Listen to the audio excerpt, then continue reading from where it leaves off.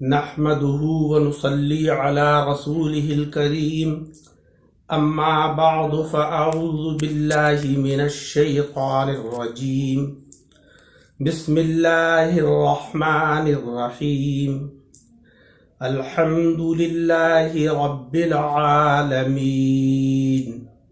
صدق الله العلي العظيم۔ سامعین کرام،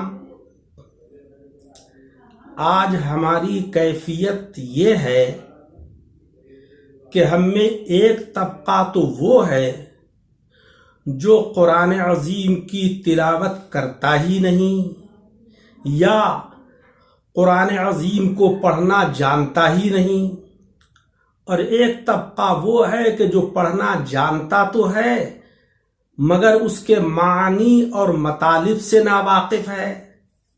جیسا کہ قرآن عظیم کو پڑھنے کا کما حقہ طریقہ ہے کہ اس کی تلاوت کی جائے، اس کو سمجھا جائے اور اس کے اوپر عمل کرنے کی پوری کوشش کی جائے، تاکہ اللہ جل شانہ و عم نوالہ نے جو مقدس کتاب کو نازل فرمایا ہے اس کا مقصد پورا ہو جائے۔ اللہ رب العزت کا فضل و کرم ہے کہ مولا رب العزت نے قرآن عظیم جیسی پاکیزہ کتاب نازل فرمائی، جس کے اندر ہماری زندگی گزارنے کا پورا منشور اللہ تبارک و تعالی نے بیان فرمایا ہے۔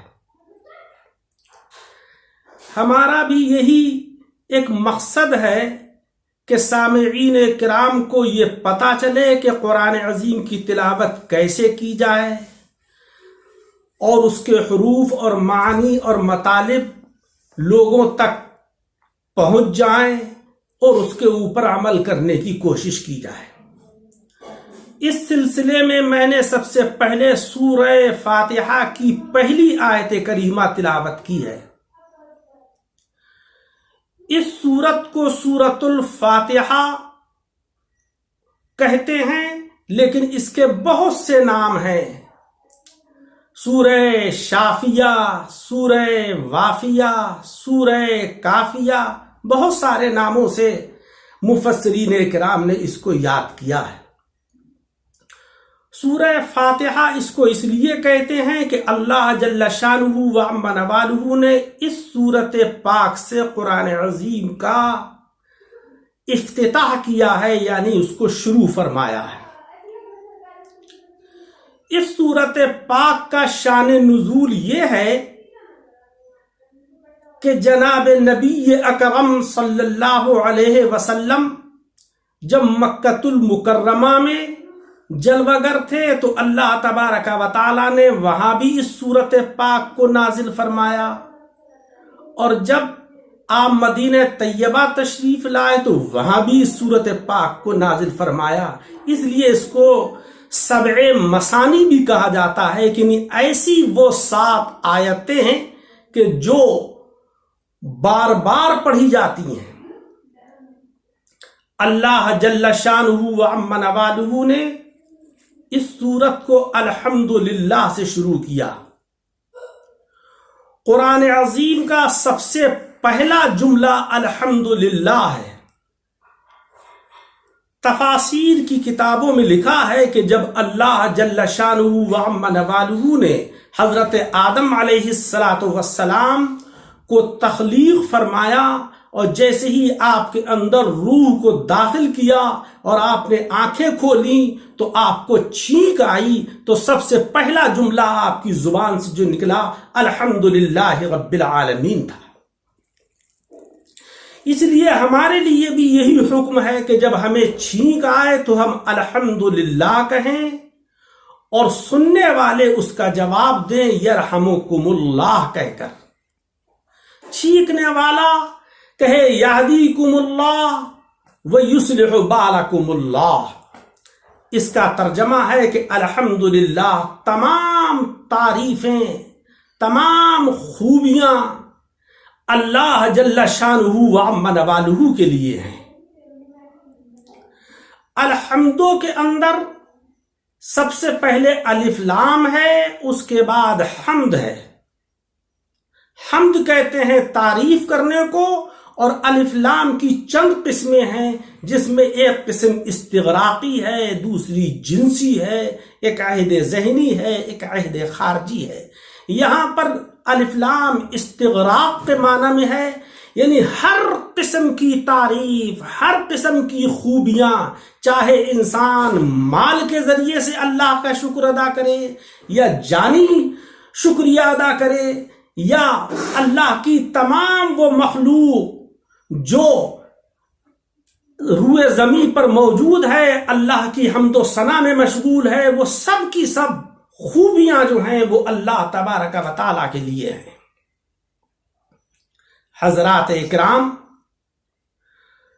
رب العالمین، رب کے معنی پرورش کرنے والا، پالنہار۔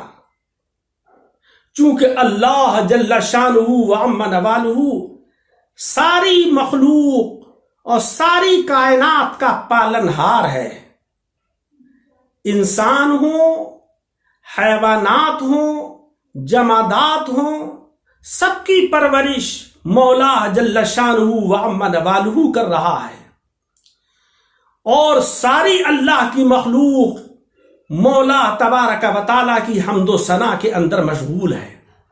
ہم سمجھتے تو یہ ہیں کہ یہ جانور اپنی اپنی بولیاں بول رہے ہیں، لیکن ہم چونکہ ان بولیوں سے واقف نہیں ہیں، جانتے نہیں ہیں، حقیقت میں وہ اللہ تبارک و تعالیٰ کی حمد و ثنا بیان کر رہے ہوتے ہیں۔ عالمین، یہ عالم کی جمع ہے، اور عالم علم سے بنا ہے۔ یہ اس میں آلے کا صیغہ ہے۔ عالم کا مطلب یہ ہوتا ہے کہ وہ چیز کہ جس کے ذریعے سے علم حاصل کیا جائے، جانکاری حاصل کی جائے۔ اللہ تبارک و تعالیٰ کی ذات گرامی کے سوا ہر چیز عالم ہے۔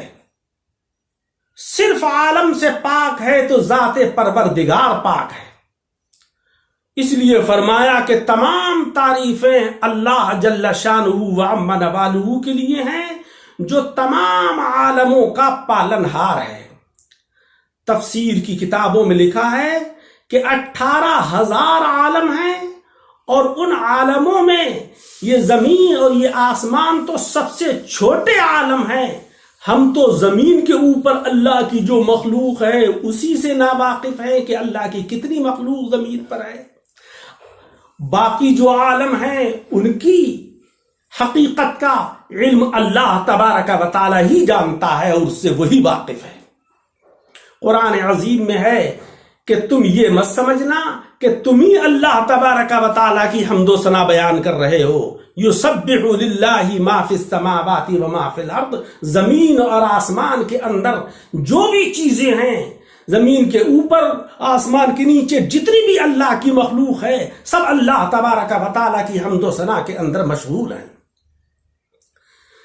حضرات اکرام، تو اس مبارک آیت کریمہ کا ترجمہ ہے الحمدللہ رب العالمین، تمام تعریفیں، ساری خوبیاں، ساری کی ساری حمد ثابت ہے اللہ جل شانہ و عم نوالہ کے لیے، رب العالمین جو تمام عالموں کا پالنہار ہے، سب کی پرورش مولا تبارک و تعالی کر رہا ہے۔ ہم سمجھتے تو یہ ہیں کہ ہم محنت کرتے ہیں تب ہمیں رزق حاصل ہوتا ہے، ہم کوشش اور جد و جہد کرتے ہیں تب ہمیں رزق حاصل ہوتا ہے، مگر حق یہ ہے کہ ہماری یہ محنت، ہماری یہ کوشش ایک سبب ہوتی ہے، حقیقت میں رازق ہے اللہ جل شانہ و عم نوالہ۔